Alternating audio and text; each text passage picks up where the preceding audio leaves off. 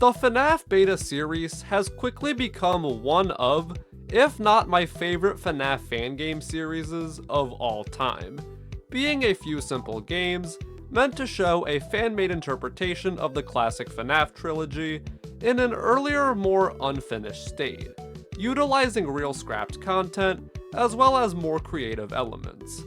I've made 2 videos on the series so far, and I highly recommend checking them out, as well as the games themselves before watching this video, all of which is linked in the description. Also, just as a reminder, everything I'm going to be talking about is not official and completely fan-made, so just keep that in mind. There's a lot more to cover this time around, and I couldn't be more excited to share all of it with you.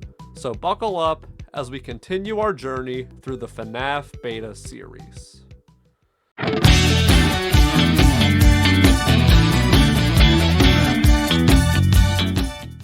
Just like last time, before we discuss the spring trap shaped elephant in the room, there's been a ton of new content from the FNaF Beta Stuff channel. However, rather than doing an in-depth look at each video, because there's just so much to talk about, I want to do a lightning round going over all of these videos, as most of them aren't super important. So let's begin. Video number 1 is titled FNaF 1 Development Timeline, and just shows a bunch of images from FNaF 1's development at various points. Pretty cool, but that's all. Video number 2 is naturally a development timeline for FNaF 2, and again just shows a bunch of development screenshots for different things. The only thing noteworthy here is that Scott apparently wanted to base the puppet off of Slender Man, which is a cool detail. Continuing the FNaF 2 trend, our next video is a later build of the game, that as far as I can tell, is just a slightly edited version of FNaF 2 that includes some assets from FNaF 2 Beta. Speaking of which...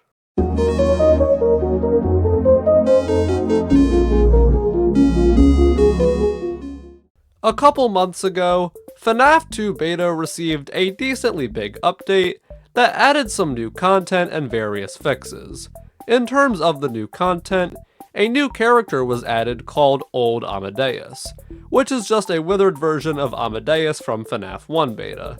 This guy will replace Foxy for the entire game, and will run from parts and service to the bathrooms or party rooms, where he then needs to be flashed, which is a pretty cool mechanic that adds some nice variety to the gameplay loop. Beyond that, there was also a hardcore mode that enables lives and more aggressive animatronics, and a new Easter egg that unfortunately I couldn't find. I've already gone over my feelings on FNaF 2 Beta, but these updates are definitely for the better and are enjoyable. Okay, back to the videos.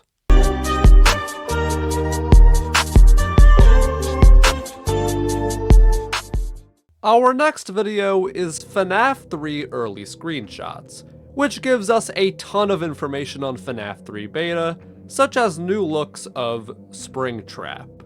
I don't want to go too in depth, as I'll just talk about it when we get to FNaF 3 Beta, but just know it's all really cool. Our next video is titled FNaF 1 Early Easter Egg Testing, where a Polish narrator talks about how Scott wanted him to test the Easter eggs in FNaF 1. We get to see some pretty weird early versions of FNaF 1 Easter eggs, but it's really just some beta FNaF 1 gameplay. Our 6th video, titled Him, is extremely short, and just features a shadow man appearing on a FNaF 2 camera as a reference to an old hoax. Honestly, I wish there was more hoax-based stuff like this.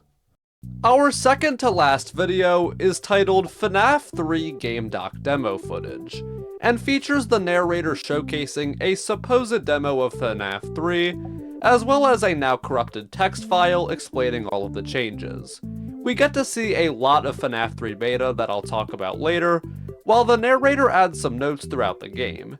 They even mention the original Return to Freddy's in this video, which is some fantastic world building. And that's all the videos. But before I go any further, I want to quickly touch on the FNaF 3 beta demo, which seems interesting at first glance, but is in reality just a troll game where you play as Springtrap and beat up animatronics, similar to Security Breach Fury's Rage. This is obviously just a joke made to reference all of Scott's troll games, but it's funny nonetheless. The last thing we have to discuss before FNaF 3 Beta itself is the game's trailer, which is just the FNaF 3 trailer, with quite a few differences meant to reflect this game.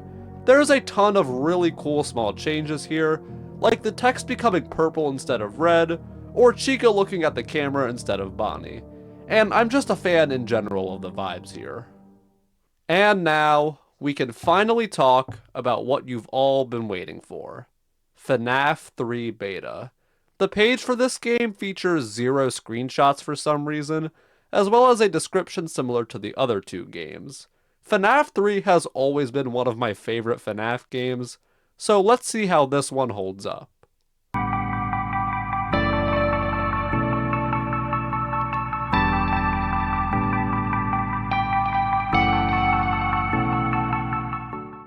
Right off the bat, we have the main menu, featuring, okay, I need to clear something up. So throughout this video, I've been referring to this character as Springtrap, in quotes, as if that's not his actual name. And that's because it isn't. If you remember the Springtrap model evolution video from my FNaF 2 beta review, you might remember this picture of an early design of Springtrap, which is the design that appears in FNaF 3 Beta. However, if you look in the bottom right corner of the video, you'll see that the name of this design is apparently Schmidt. Yeah, not Springtrap or Salvage or even Spring Bonnie, just Schmidt. Definitely a strange name for sure, but we'll just go with it for now. In terms of Schmidt's design, I think this is a pretty cool interpretation of an early look of Springtrap, but it's obviously pretty far from the final version. His jump scare was also completely remastered, which is cool to see. Loading into night 1, we're greeted by... oh. Okay, so something I have to immediately address about this game is the visuals. The actual FNaF 3 is well known for having an extremely green aesthetic, with an entirely green office and green antagonist. And even on the main cameras, Springtrap was so dark that he would blend in extremely easily.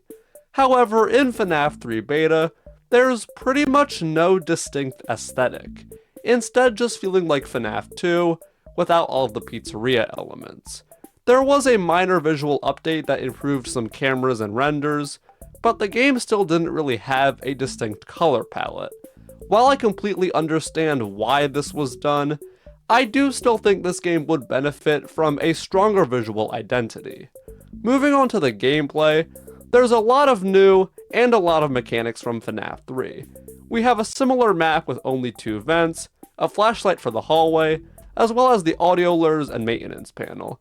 However, it's now been combined with the cameras and is toggled with the repair mode button.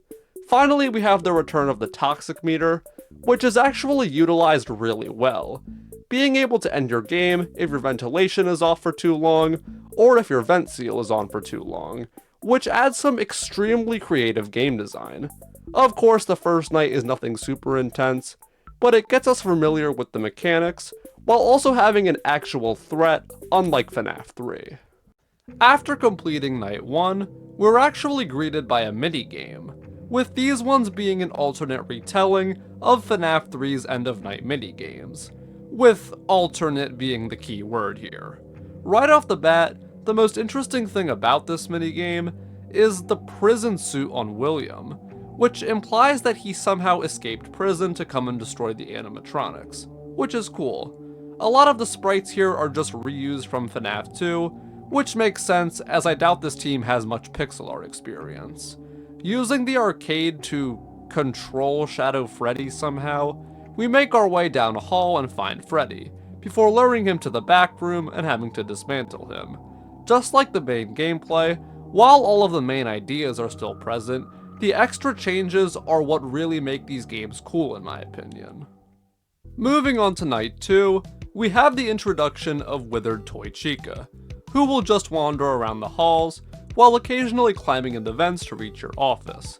Just like the Withered classics in FNaF 2 beta, this is a design trope that has been done to death at this point, but this model is still very impressive. I do find this mechanic kind of weird, since Schmidt also crawls in the vents, but it doesn't really matter. Anyways, we also get to see Bonnie dismantled on this night. However, he's strangely in withered form. Weird. Arriving at night 3, you can probably guess who's gonna be added just from this image. Yup, it's Withered Toy Bonnie. This is genuinely a pretty cool twist, as I was fully expecting the puppet to be inside instead of Bonnie, who just has a simple mechanic of needing to be watched on the cameras, otherwise he'll show up at your office and disable your maintenance panel. While the mechanic is fine and simple, this design is absolutely amazing, which you thankfully get to see pretty thoroughly in the game. And after completing the night, Withered Chica is dismantled. Before talking about anything else on night 4, I first need to mention the phone call. I haven't talked about these yet since they haven't been super important, but this one definitely is. So have a listen. Hey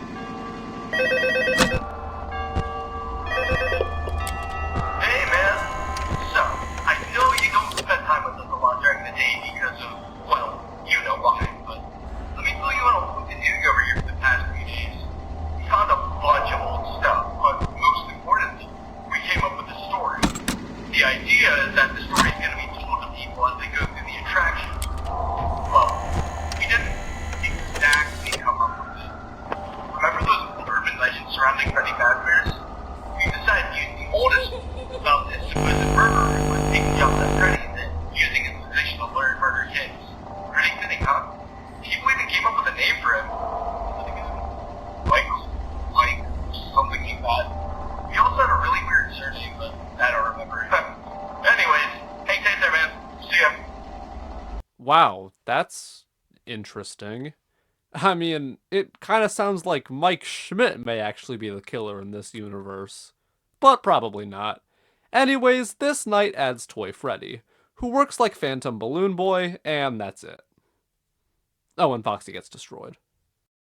Night 5 of this game is genuinely really cool, mostly because of the phone call. So again, have a listen. Hey,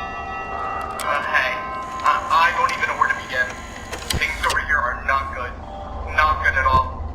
Turns out the legends weren't really legends. The investigators visited us today, saying that everything we've been doing can be considered as tampering with evidence. I don't know what's gonna happen next. Just finish your shit and don't bother coming in. Night. The reveal that Mike Schmidt was originally meant to be the killer is not only really cool, but the fact that people actually realize Springtrap has a dead body in him is also pretty funny. This night adds Foxy, who works similarly to Phantom Foxy, and Fredbear, who needs to be flashed in the hallway if he's outside the office. Beating this night gives us a retelling of Purple Guy, or I guess Mike's death, and a newspaper talking about the shutdown of Fazbear's Fright thanks to Schmidt. Of course, there is some more stuff like Night 6 and Custom Night, but after Night 5, the story is pretty much over. Before I give my closing thoughts on this game, I want to do a quick overview of the story, as this installment pretty much completes our understanding of this universe. Basically, Mike Schmidt, aka our protagonist from FNaF 1 and 2, is the killer, and would use his job in order to sneak into the restaurant and commit his crimes. He is eventually caught and sent to prison, but he breaks out and destroys the withered animatronics, but is ultimately spring-locked. Years later, him and the scrap toy animatronics are put in Fazbear's Fright, before the place is shut down due to an investigation on Schmidt, and later burnt down, presumably by faulty wiring. Overall, I enjoyed my time a lot with FNaF 3 Beta, but the only criticism I really had was the sheer amount of mechanics to deal with, especially compared to the actual FNaF 3. But that's the thing. While some of the changes this game makes are probably for the worse, I think it actually works because it really sells the vibe of an unfinished product that needed polishing and refining. Don't get me wrong, the game has flaws, but Scott seeing those things and deciding to give the game a visual identity and simplify the mechanics makes a lot of sense and is just really cool. That's what I've always loved about the FNaF beta games. They're not always amazing, but they're rough on purpose, which is what makes them so fascinating to me. So honestly, I'd say that FNaF 3 beta was decently worth the wait, but could use some work. And that's the end of it, right? I mean, we have a completed trilogy. A first game to establish the concept, a sequel to introduce more creative ideas, and a third game to bring everything to a close, culminating in the retelling of one of our favorite video game trilogies. And surely that's how it would end, right? Well, not exactly. The devs recently put out a poll asking people about the future of the FNaF beta series that featured two options: a FNaF 1 beta remaster or FNaF 4 beta. They even clarified that while only one option would win, in this case the FNaF 1 beta remaster ended up winning, that doesn't mean that the losing option won't happen. So at absolute minimum, we're getting a full remaster, and at most, we're getting a remaster and a brand new game. Potentially even more if the devs feel ambitious enough to cover games like Sister Location.